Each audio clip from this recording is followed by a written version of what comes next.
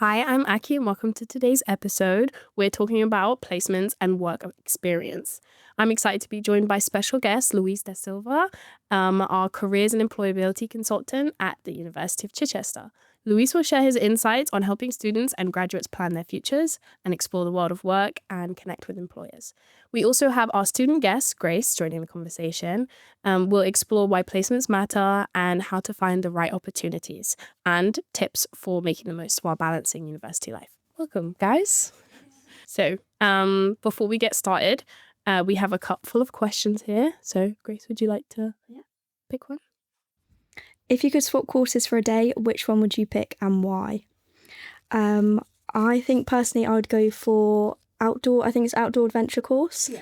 I just think it looks like a really fun thing to do for a day. They go on some really cool trips and just seems like, a good laugh for the day. Yeah.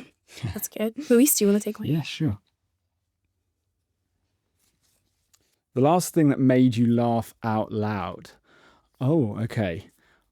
I mean, I don't know. It's not the last thing that made me laugh out loud, but I watched that show, Last One Laughing.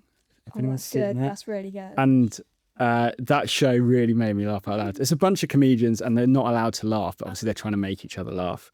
And yeah, it's a really good watch. If you haven't seen it, oh my gosh, yeah, on the list. I was in pain. I was in pain watching it. Favorite way to relax after a long day? I like to just lay down and just put something on, just lay there and just not do anything. I feel like because you're moving all the time, if I'm doing something, I'm not really relaxing because I'm still doing something. So I just like lay there exactly like that. Sat up straight. Okay. So let's start to get to know you guys a bit better. So Grace, what course are you on? So I am on a marketing course. I'm in my final year of marketing. I did start my university experience here on a business management course, but with the business courses, they're all, in the first year, you all study similar modules. So if you find something that you find a bit more interesting, like, say, marketing or accounting, it's quite easy to swap to that. So we did have a few people that did that to suit them a bit better. Yeah. Have you completed any placements yet? I have, yes. Last summer, I did a 10-week summer placement in with Shark Ninja. It was hybrid, so a bit of at-home work, but also in the office as well. How did you find that? I was very lucky that with my experience, it was through a family friend. Typically, careers service would really help you find the placement and offer you a few options. But mine was really lucky. It's through a family friend, so it's quite simple. Yeah. And for anyone who doesn't know, Luis, would you like to explain what a placement is? Yeah, of course. So placement is, it could be a short-term period of work experience in a company. It can exist in any industry.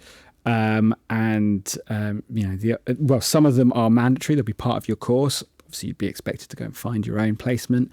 As part of that, there is help, of course, including, as Grace said, from the careers team.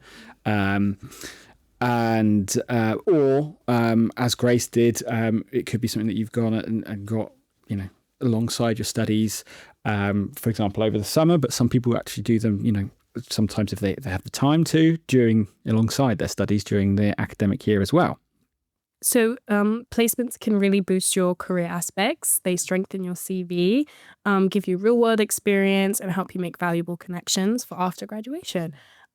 Luis, what, from your perspective in careers and employability, why should students consider doing a placement while they're still studying? Yeah, well, obviously, you're going to come to the end of your final year, and at that point you might be looking for opportunities. We probably will be.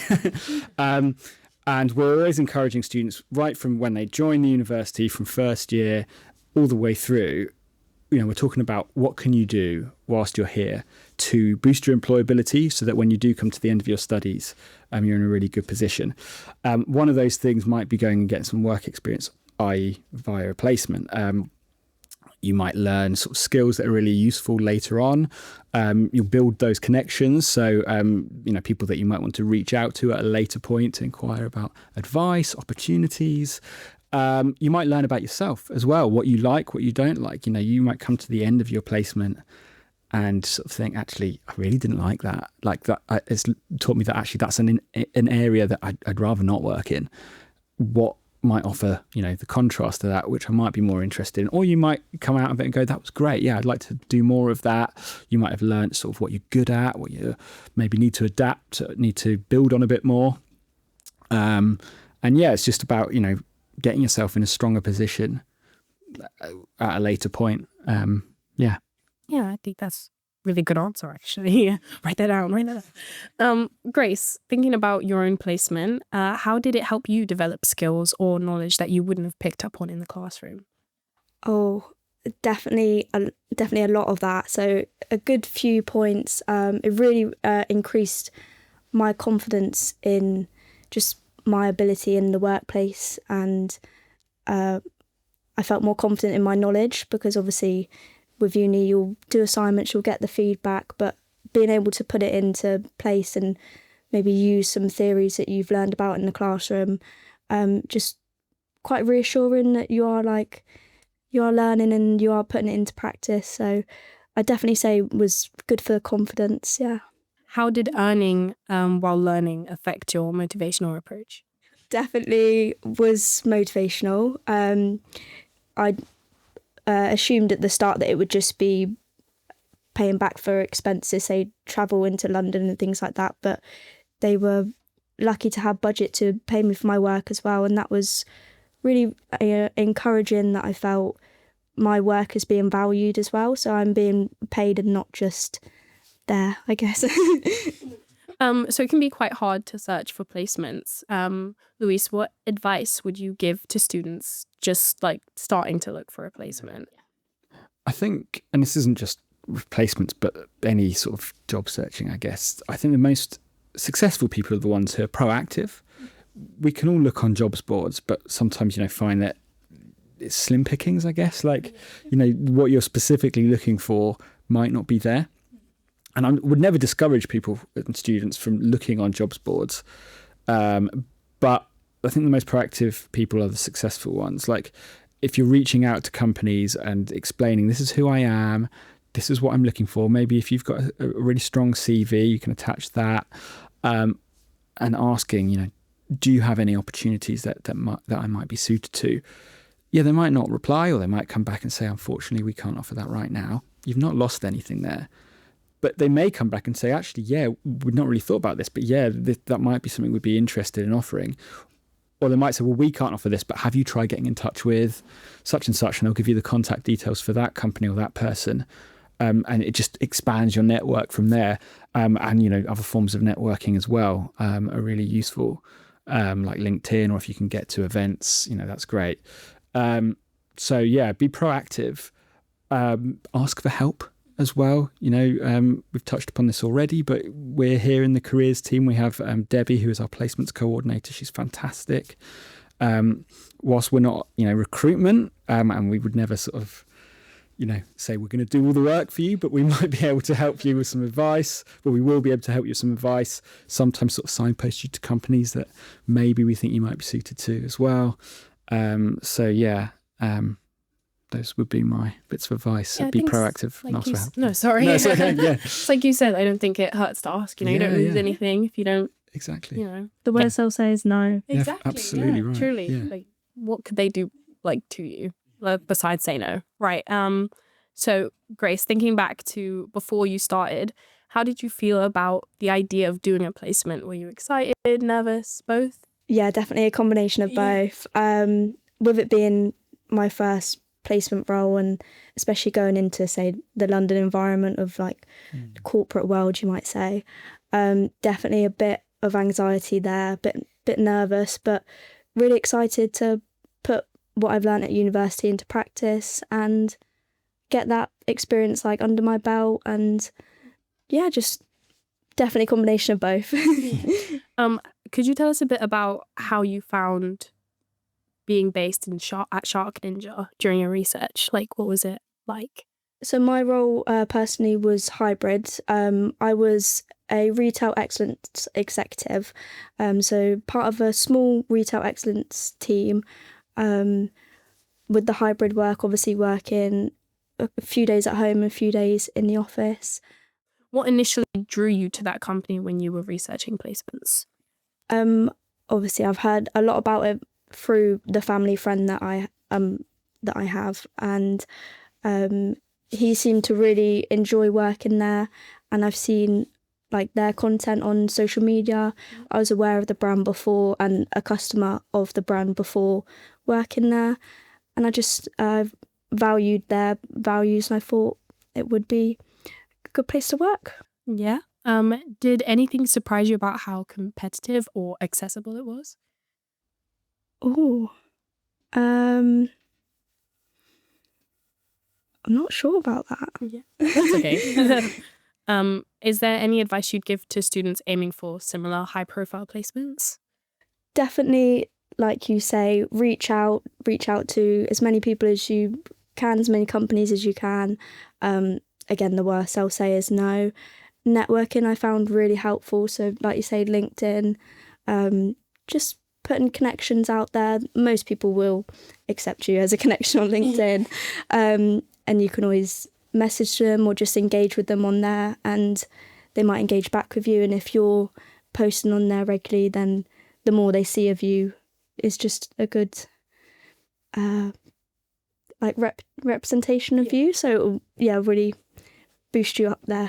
Can I just add to that as well? Like what you said about LinkedIn, as well as like adding connections, I would follow like employers that you might be interested in working for, because then you'll just get like on your news feed, like, you know, what they're doing, have they got opportunities coming up, what might be going on in the business generally, and that might be useful information as well. So yeah, just keeping on top of what like different companies are doing by following them is a good idea as well. So not everyone will do a full placement year, especially in fields like history or literature. Luis, what other type of work experience can be just as valuable for them? Yeah, of course. Like, volunteering. You know, that might be a more. Sorry. Okay. Yeah. So with volunteering, for example, that might be a way to get some work experience, particularly alongside your studies, and it might just be, you know, like one day a week or an afternoon a week or something. And obviously, as well as getting the skills out of that and the connections and knowledge out of that, it also looks good. Like volunteering looks good to future potential employers. You're somebody who works hard and also cares about other people, for example, potentially. That can never be a bad thing. Yeah, I definitely agree. I think volunteering is a great thing. And especially for students who might feel like they're missing out by not doing a placement year. How can students make the most of these shorter or more flexible opportunities so they can still stand out to employees? Well, so with placements, being prepared, like preparing, first of all, knowing what it is you want to get out of it. Like, are there certain skills that you want to develop, or are there certain things that you'd like the opportunity to work on? And then looking for the employers that can offer you that, and asking them, look, this is what I really want to get out of this. Is that something that I'll have the opportunity to do? So I think, yeah, being reflective, being aware of what you can offer, but also what you'd like to develop, and who are going to be the best, placement providers that can offer you that. What's one mistake students make when approaching internships or short-term roles? Oh, crumbs. What's one mistake? When approaching, yeah, that's a good question. I think maybe just assume some students might assume that that if they can't make a mistake.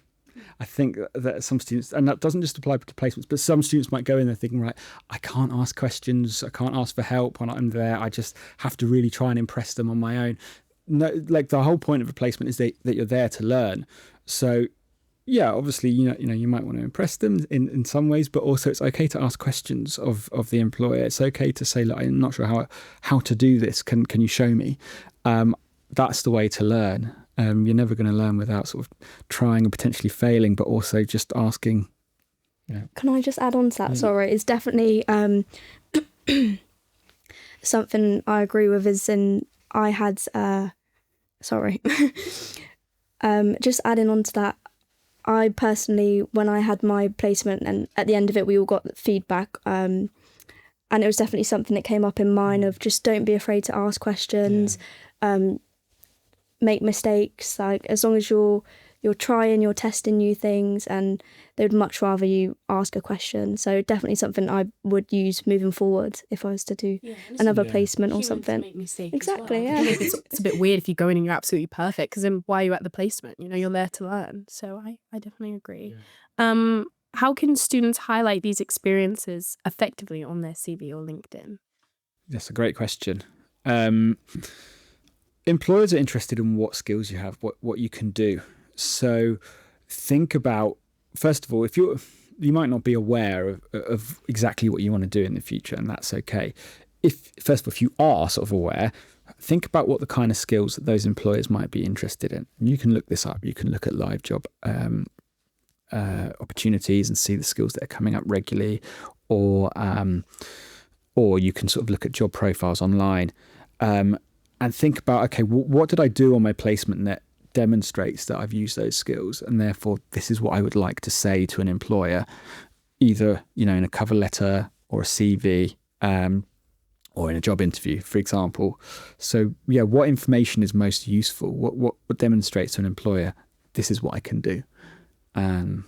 So that would be the kind of information I'd be highlighting on my CV.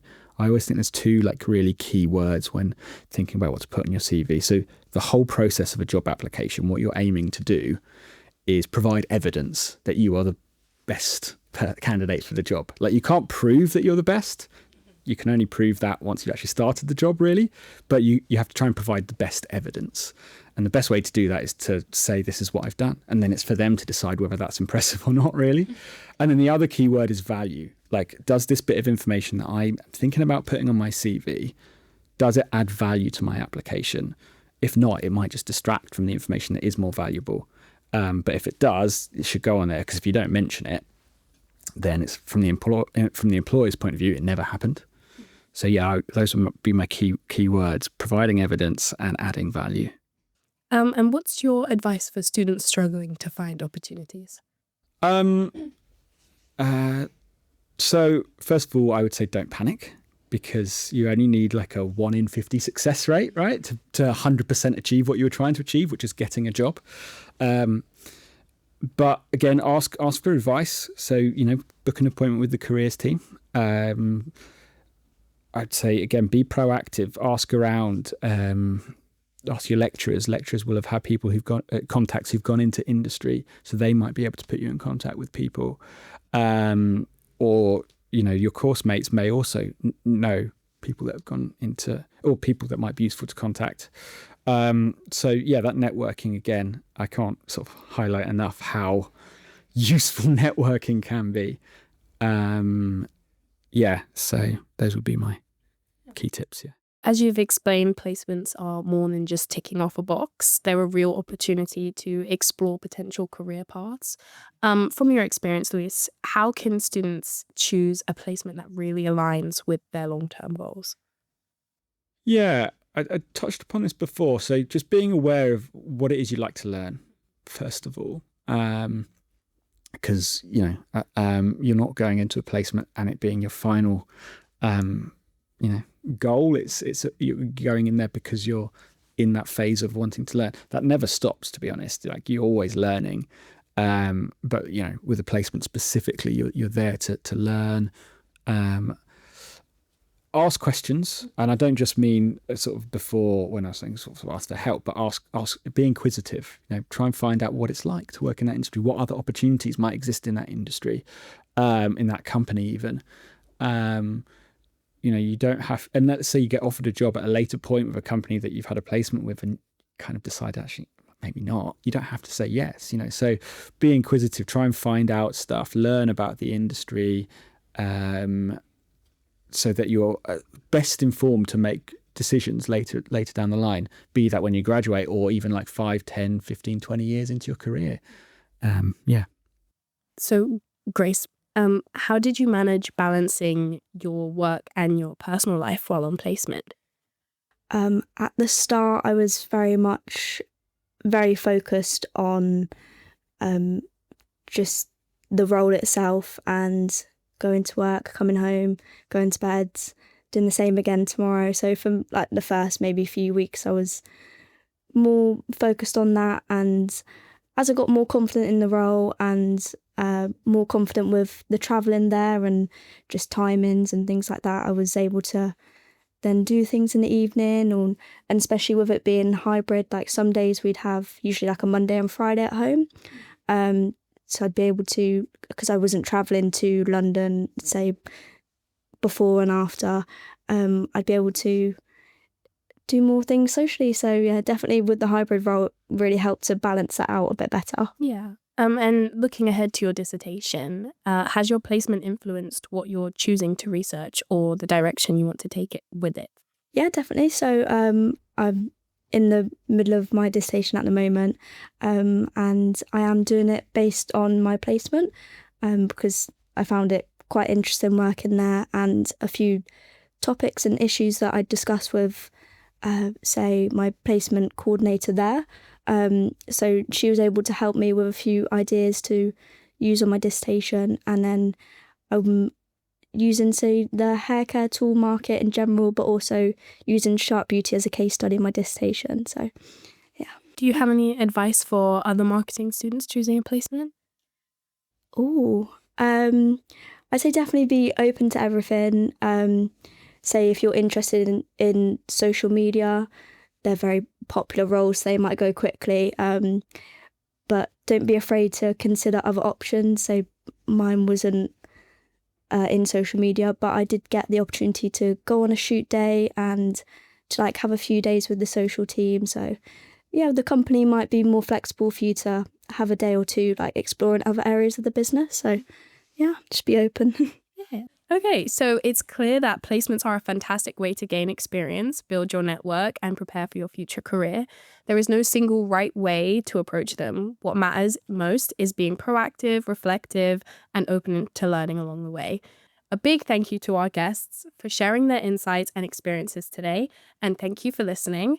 Next time, we'll be talking about study hacks with students from physiotherapy and the conservatoire, as well as a recent graduate joining us for the conversation.